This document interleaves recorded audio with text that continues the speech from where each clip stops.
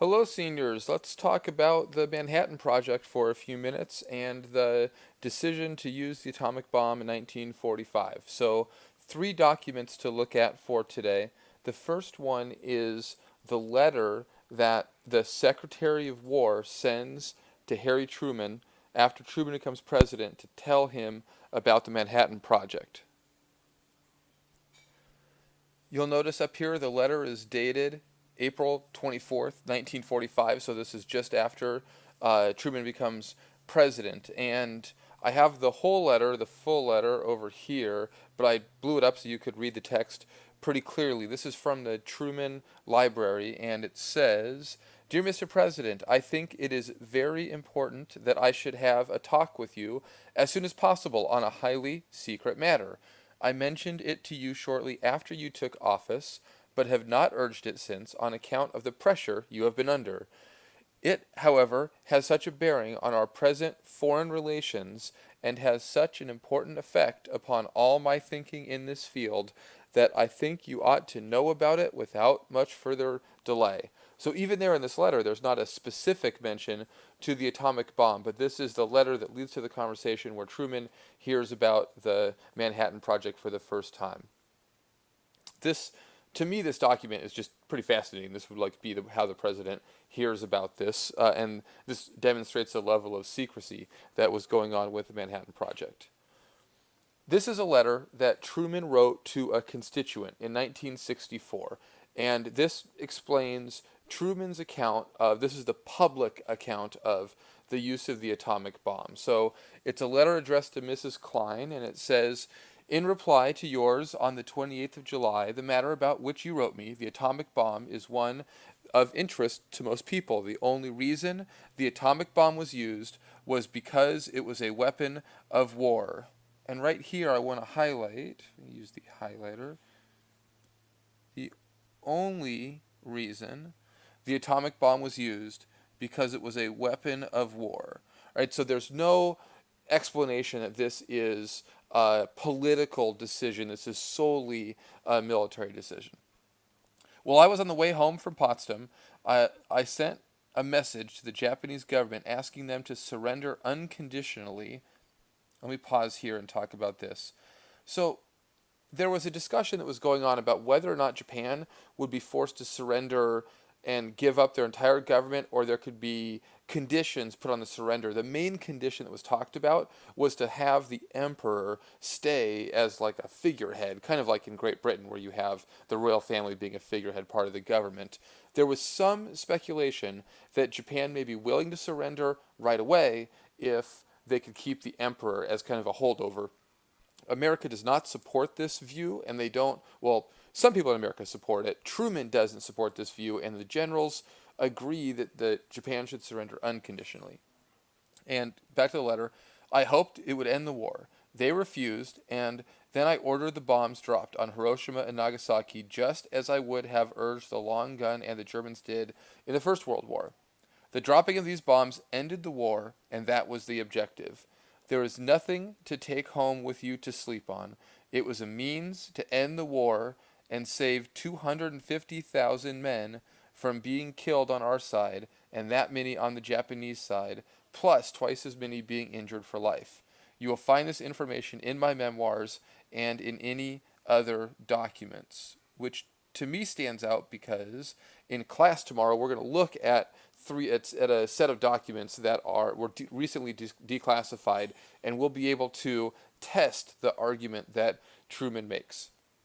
"I have never worried about dropping the bomb. It was just a means to end the war, and that is what was accomplished."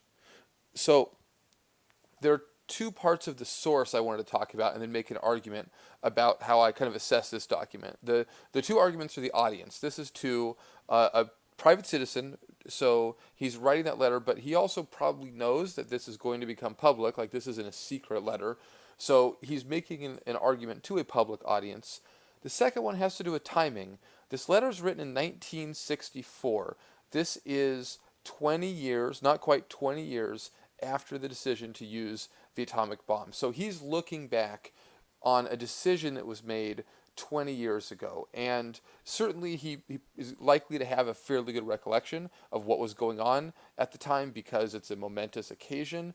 But he's also been impacted by the 20 years of the Cold War and conversation about nuclear weapons since then. And so, as a historian, I'm skeptical a little bit. Doesn't mean I reject the document or say that he's wrong, but you have to take it with a grain of salt. You have to understand this is not him talking at the time. This is him talking 20 years later as he's looking back on a decision that he made. The last document is one that has been, for me, one of the most fascinating parts of learning about the atomic bomb. And it was a U.S. strategic bombing survey. It was done in July of 1946. This is an internal document that was published by the U.S. Army and the Air Force, and the Navy also worked on it. And this measured the effectiveness of all sorts of bombing raids during World War II. The traditional bombing of Japan, the U.S. had been bombing major cities in Japan with conventional weapons, with normal bombs, for months leading up to Hiroshima and Nagasaki, and then they had access to U.S. military personnel, and then after the war, Japanese military personnel to interview them and make some conclusions. This was a panel of 8 or 10 people, and this is the last 2 paragraphs of the section on the atomic bomb, and it says, "There is little point in attempting precisely to impute Japan's unconditional surrender or to any one of the numerous causes which jointly and cumulatively were responsible for Japan's disaster." So the argument here is Japan surrendered for numerous reasons. This is the same argument that cartoon made that we looked at in class on Wednesday, the 1-2 punch cartoon, that the decision of Russia entering the war on August 15th, which was the day they were supposed to enter the war, or in combination with the atomic bomb, all of those factors led to Japan to surrender. The time lapse between military impotence and political acceptance of the inevitable might have been shorter had the political structure of Japan permitted a more rapid and decisive determination of national policies. The thing they're talking about here is the Japanese political system was very much divided. The military was divided, and there was not one leader in charge at the time, and so they had a committee of people that could not agree, and that led to delays in decision making. Nevertheless, it seems clear that even without the atomic bombing attacks, air supremacy over Japan could have exerted sufficient pressure to bring about unconditional surrender and obviate or eliminate the need for invasion. This sentence was, this is not pun intended, but it's going to sound that way. This was a bombshell of revelation after the war. This has been talked about ever since. So what they're saying is that had the atomic bomb not been used, the fact the U.S. was dropping conventional weapons, normal bombs, over Japan would have provided enough pressure to bring about Japanese surrender. So the argument from this assessment, this is after the fact obviously, but from this assessment, Truman's argument that the atomic bomb ended the war and prevented a ground invasion, that argument is being tested, retrospectively, tested after the fact by this assessment.